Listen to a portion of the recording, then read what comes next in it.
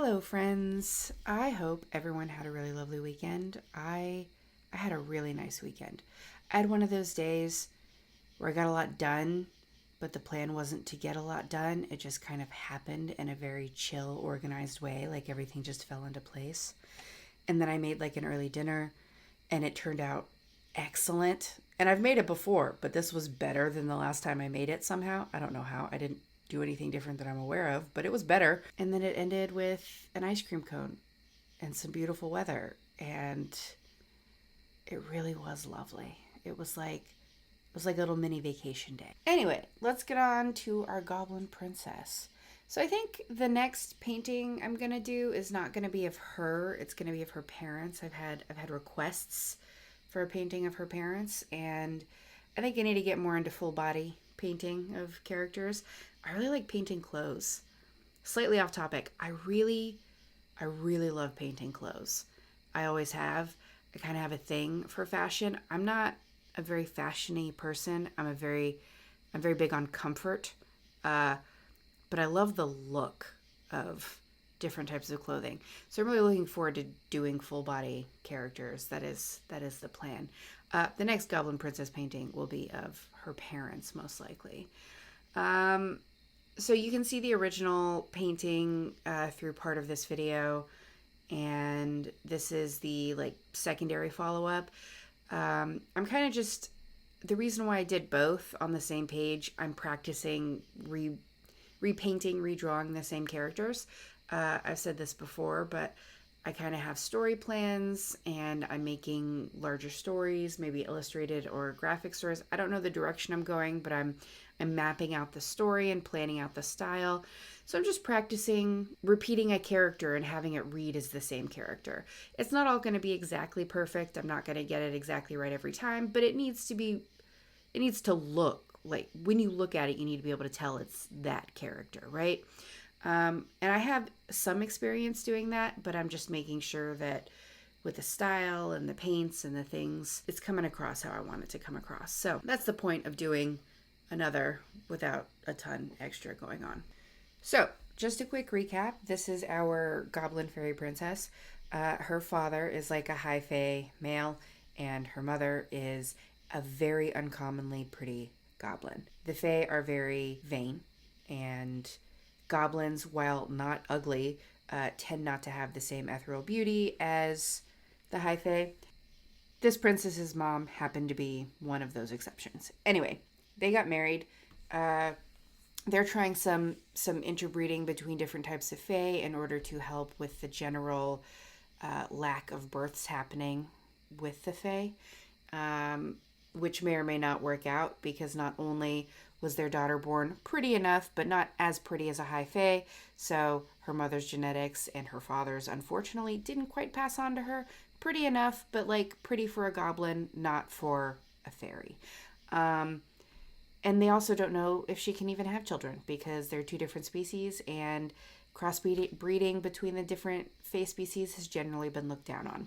So there's some question as to whether or not she should be even considered a legitimate heir. And there's a lot of back and forth as to whether or not the, crossbreeding between her mother and father should have even been allowed to happen. So she spent her entire life basically studying. She has magic, most fairies do, but she also has been very interested in studying alchemy and human sciences, because she's like, well, fairy magic has not managed to solve our problem, our low birth rates. So maybe if we combine a little bit of human sciences and magic, we can accomplish something. So that's kind of been her thought. I want to say here, lots of people think that she is a good guy. She's not. She's not necessarily bad, but she's definitely been raised to believe that the ends justify the means, no matter what the consequences are. So she has done incredibly unethical, terrible experiments in order to try and help her people.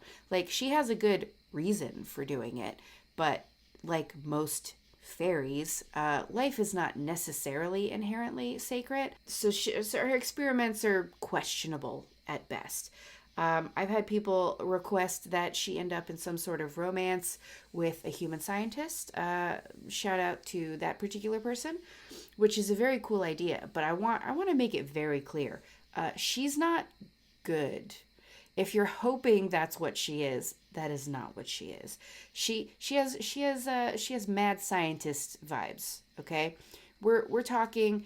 She has a goal, and she's going to solve the problem, accomplish the goal, and find her answers, and any and all issues that may come about, any and all ethics that she may, I don't know, step all over. None of that matters. She wants to find her answers, and everything else, I mean, she'll burn the world to find her answers. So she's that kind of person. Just to be clear. Also, she, like many Fae, hold a certain resentment for humans, uh, considering them lesser, but also considering them kind of dumb and immoral, despite the fact that they don't really think life is that important or sacred. They consider the fact that humans don't always necessarily consider their offspring to be important or keepable, to be a moral failing, despite the fact that they also have their own, thoughts and feelings about children if they don't meet certain expectations. So there's a lot of resentment, but it's a lot of a double standard situation because they think they're better than. So just to be totally clear, she has some serious resentment. She looks down on humans like most fairies do, and she also is willing to do heinous things in order to find her answers. In this particular painting, she has one of her little creatures in her lap. I actually have a whole story and a whole name for these little creatures. I can't say the name and I can't get into the story details too much. Not the original story. I'm going to have to make something else up. Because the story I have for what these little creatures are that she's creating is probably not going to get through any community guidelines on any of these social media platforms. So, just to avoid issues, this little creature is one of her experiments, and where it came from, I can't tell you, other than it used to be human, like 100% human. Where she got it from, I definitely can't tell you, other than that it was discarded. So maybe there will be stories in the future where I can get more in depth, but I try not to break the rules here. So this is one of her experiments, and it basically involves mixing humans with, some sort of fae. Not unheard of. There's been lots of, attempts to breed fairies with humans, just to see if they could get the numbers up. The results have never been stellar. Either you have a mostly human child with like peculiar characteristics, or you have something that is a little bit more monster than either human or fairy. Her experiments tend to be a little cuter, a little bit more functional. Still not quite right. So that's why she's going to continue looking for an answer. But yeah, this little creature here, again, I cannot tell you what I call them. But this is one of her little hybrid pets, and it's her favorite one, so she just kind of keeps it in her lap.